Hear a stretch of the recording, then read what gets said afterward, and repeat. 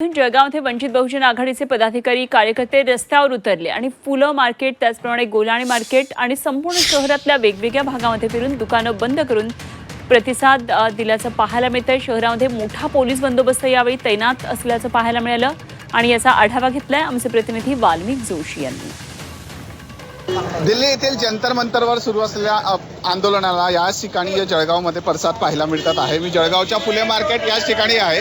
वंचित बहुजन आघाडीच्या वतीने या ठिकाणी संपूर्ण जे मार्केट जे आहे या ठिकाणी बंद करण्यात आलेले आहे। वंचित बहुजन आघाडीच्या विद्यार्थ्यांवरती जो अमानुष अशा प्रकारचा पोलीस प्रशासनाच्या माध्यमातून लाठी हल्ला झाला त्याच्या निषेधार्थ संपूर्ण महाराष्ट्र या ठिकाणी बंद करण्याच्या संदर्भामध्ये बाळासाहेबांनी दिलेला आदेश आणि त्या आदेशानुसार आज जळगाव शहर बंद केलं जात आहे। प्रमुख मागण्या असे आहे की वंचित बहुजन आघाडीच्या माध्यमातून हा जो बंद पुकारलेला आहे तर धर्मेंद्र प्रधान जे केंद्रीय शिक्षण मंत्री आहे नीट पेपर फुटीच्या संदर्भामध्ये त्यांनी नैतिक जबाबदारी स्वीकारून तातडीने राजीनामा द्यावा। त्यांनी 23 तारखेला महाराष्ट्र बंदची हाक दिलेली आहे।